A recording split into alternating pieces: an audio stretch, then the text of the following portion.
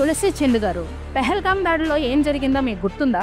పాకిస్తాన్ నుంచి ఉగ్రవాదులు వచ్చి పెహల్గాంలో ఉన్న టూరిస్టులను నువ్వు హిందువా కాదా అని అడిగి ఐడి కార్డులను చెక్ చేసుకొని హిందూ కాదు కన్ఫర్మ్ చేసుకున్న తర్వాత చంపేశారు. ముస్లిం అని చెబితే నమ్మలేక హ్యాండ్స్ లాగి కల్మా చదవమని చెప్పి ముస్లిం కాదు హిందూ అని కన్ఫర్మ్ చేసుకున్న తర్వాత మరికొందరిని అతి దారుణంగా చంపేశారు. పైగా ఈ దాడి తామే చేసినట్లు ఉగ్రవాది హఫీజ్ సయ్యద్ గాడు పాక్ మినిస్ట్రీ ప్రపంచం ముందు కొంచెం కూడా భయం లేకుండా సిగ్గు లేకుండా ఒప్పుకున్నాయి.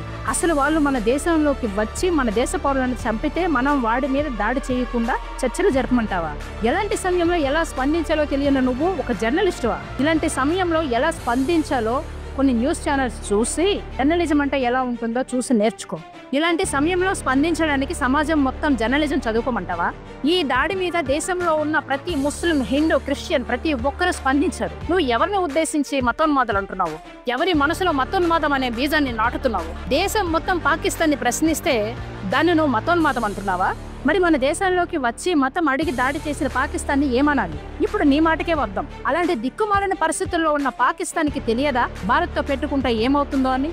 ఈ సొల్లంతా వద్దు. కానీ ఇప్పుడు ఏమంటావు? వాళ్ళు అడుక్కు తినే పరిస్థితుల్లో ఉన్నారని, మనం వాళ్ళకన్నా బెటర్ పొజిషన్ లో ఉన్నామని, వాళ్ళు మన మీద ఎలాంటి ఉగ్రదాడులు చేసినా మనం మాత్రం మూసుకొని కూర్చోవాలి అంటావు, అంతే కదా? ఫస్ట్ నుంచి చూస్తూనే ఉన్నాము. గ్రౌండ్ లెవెల్లోకి వెళ్ళి యుద్ధం చేయాల్సిన పని లేదు అని కొట్టేసుకుంటున్నావు కదా.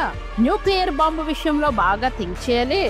అష్ట దిగ్బంధనాన్ని ఎలా చెయ్యాలి అన్నది నువ్వు కేంద్రానికి సలహాలు ఇస్తావా? అసలు పెహల్గాం దాడి తర్వాత కేంద్రం తీసుకున్న మొట్టమొదటి నిర్ణయమే సింధు జలాలను నిలిపివేత. ఆ సమయంలోనే కదా పాకిస్తాన్ కుక్కలు సింధు జలాలు వదలకపోతే తమ దగ్గరున్న 130 అణుబాంబులను మీపై వేస్తామని, రక్తం ఏరలై పారిస్తామని కారుకోతలు కూసింది.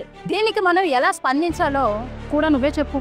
అసలు మన దేశం మీద దాడులు స్టార్ట్ చేసిందే వాళ్ళు. మనం కేవలం ఉగ్రవాద సంస్థల మీద మాత్రమే దాడులు చేశాం. పాకిస్తాన్ ఆర్మీ మీద కానీ, పాకిస్తాన్ సివిలియన్స్ మీద కానీ మనం చేయలేదు. పైగా నా కొడుకులు ఉగ్రవాదులు చనిపోతే బహిరంగంగా భయం లేకుండా సంతాపం తెలియచేయడానికి వెళ్లారు. ఇలాంటి ఉగ్రవాదులను మనం ఇంకా భరించాలా? ఏమన్నావో?